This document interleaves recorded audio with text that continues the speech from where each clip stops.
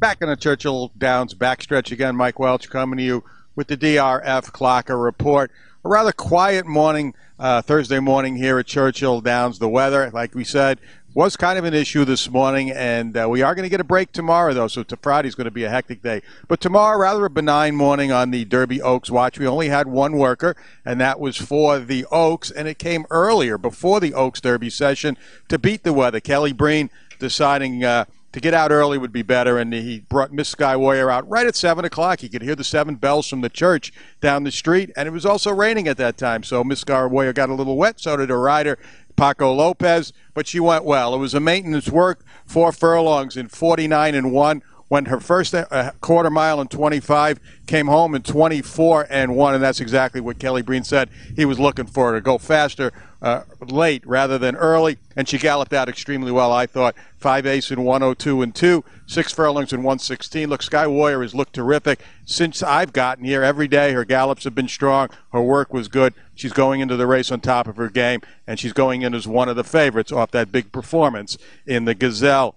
We got to the Oaks Derby workout session at 8:30. A little more rain fell. The track was in pretty good shape, though. And again, no workers, a lot of gallopers, and most of the focus again was on, or today was on, Always Dreaming after he pulled his little rambunctious antics yesterday. He was better today, still on the muscle, still a bit of a handful.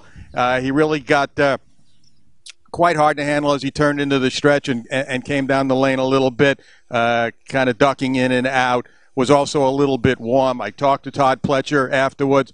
Todd said still a little bit more high energy level than he'd like to see at this point, but he's hoping he's going to work tomorrow. He's hoping that'll take a little bit of the edge off him. Todd's going to work all his Derby hopefuls tomorrow, as will most of the others scheduled here for the weekend, with rain again in the forecast for Saturday. The rest of Todd's crew look good again. I like Battalion Runner. I like Tappert.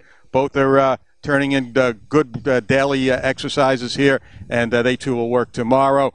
Turning our attention to the Cassie Barn, Classic Empire, and State of Honor both galloped again today. State of Honor still looks terrific. I thought Classic Empire looks well too, and they are also scheduled to gallop tomorrow. Gunavera, another good morning. He got a teeny bit hot, but nothing to be concerned about.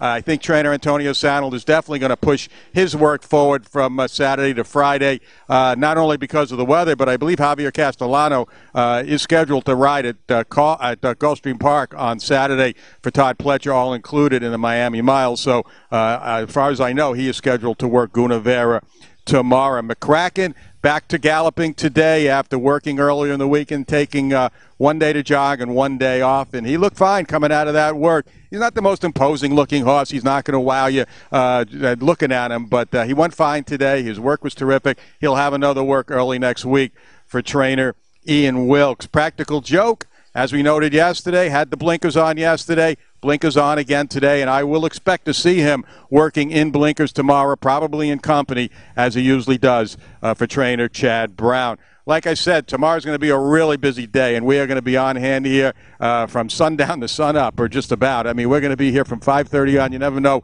I think it's going to start early, and then the Oaks Derby session is going to be very hectic. Not only a lot of Derby workers, but a lot of Oaks workers as well. And so don't miss a second of the DRF Clocker reports, because you never know who's going to show up in these things. And you can find that on DRF.com, and also great updates on DRF Live as well.